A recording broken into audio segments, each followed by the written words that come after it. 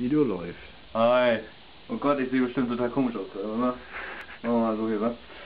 Wir haben eine Kakerlake gefunden. Hier so eine hübsche hier. You look here. Huh? Look here, huh?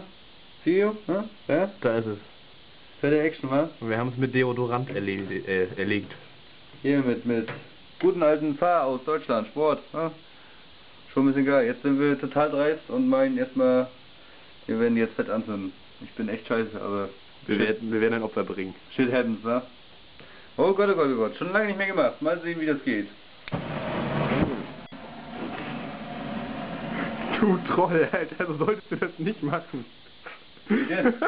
Du sollst da raufspringen, das dann anfangen. Sag es doch! Du Knaller. Aber sprüh die nicht weg.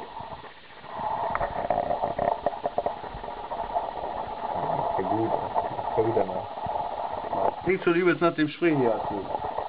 Zu Hause, ganz ehrlich, nicht nachmachen. Ja, siehst du. Und jetzt? Brennt das? Ja, es brennt, aber es brennt nicht in die Richtung von der... Na, jetzt, Na, kommt, jetzt, jetzt kommt ja? sie. Ja. Ah. Ja, das war ja cool. Genau. Okay. Dann. Machen wir das halt da unten, auch nicht so schlimm. Bleib doch mal liegen, du blöde Punz.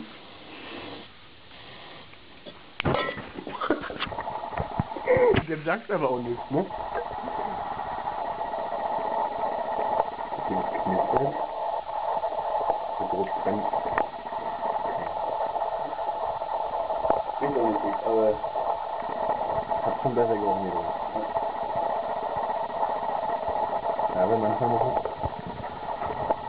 Und das ist das Resultat. Jetzt mal Scharfkamera. Da, ja. Fett Action! Haben wir alles richtig gemacht, würde ich sagen. Alter, die haben Flügel? Ja. Kakerlaken haben Flügel? Mhm.